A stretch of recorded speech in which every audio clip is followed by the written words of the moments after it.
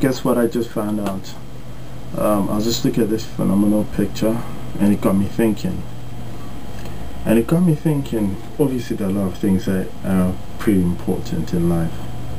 But then one of the major important things on this planet, as we stand, is the ability to draw energy to oneself.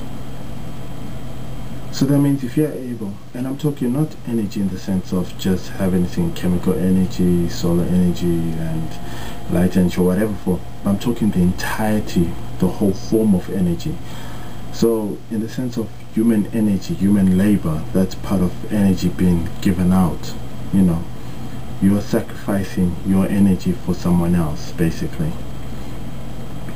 And it just got me thinking, you know, that how is it that us as African countries, right, we sacrifice so much of our energy, but not for our own benefit, not for us, but to benefit others who have got other things to, that we sacrifice our energies for other people, and they will have more things to do with their time. And it really got me thinking. I don't know if you guys are able to see this, the images that I've got, and you notice, right, and these are images of basically the whole world. If you take a look at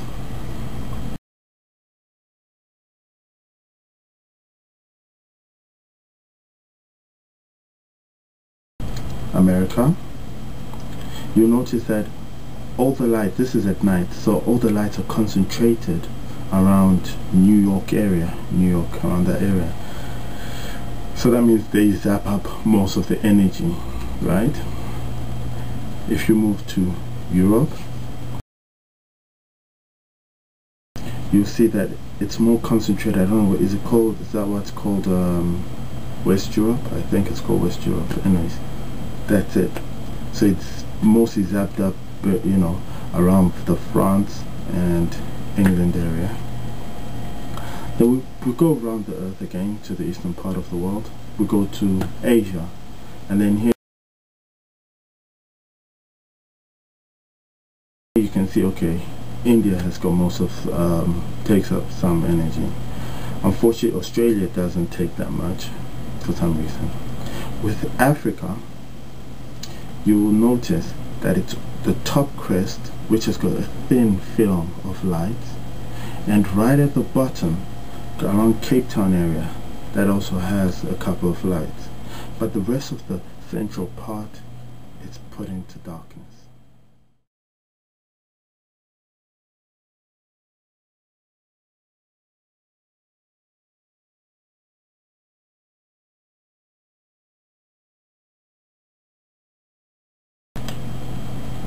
My people, when I speak like this, it's because if you deny what I'm saying, well, deny it as you may, but Africa has got the most resources.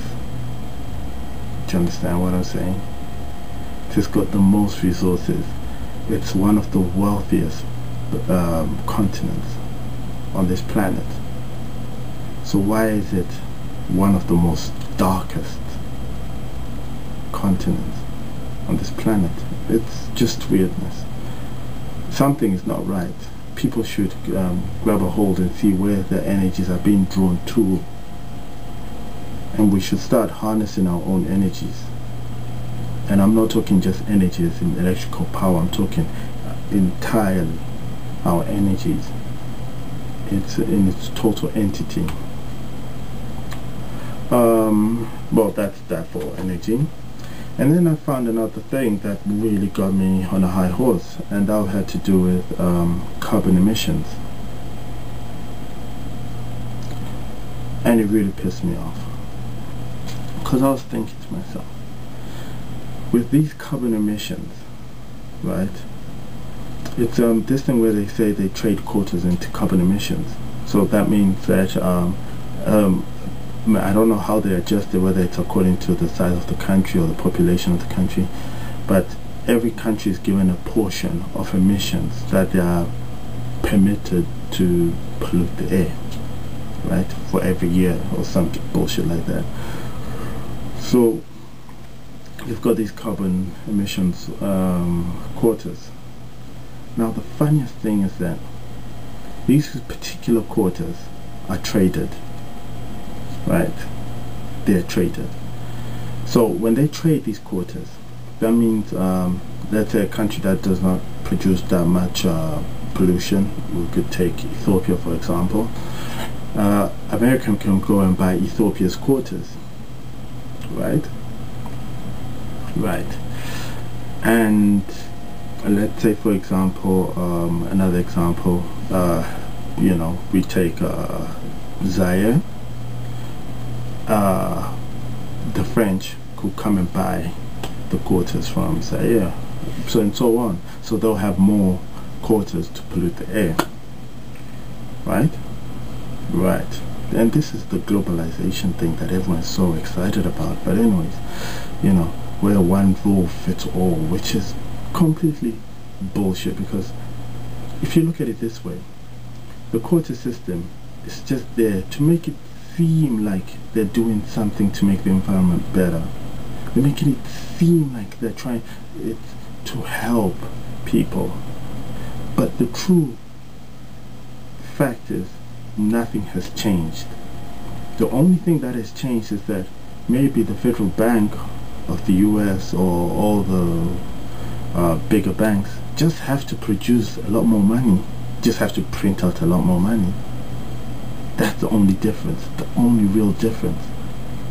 So when they're purchasing these quotas and trading them off, I really doubt I would see America trade off their own quotas. But they'll buy a lot of quotas, because by polluting the air, they're making money. The goal is they're making money because they pollute the air, but the industry still run as normal. Whereas, since Africans have sold their quotas, and let's say they want to start an industry that, you know, which sounds silly but pollutes the air, they can't because they've sold their quotas. And you know, I think it's one of the most silliest policies and methods of reducing pollution. But hey, you know, welcome to the quota system. I hope it works, but I think it's a dumb idea, and whoever buys it, and I know some silly governments, and believe me,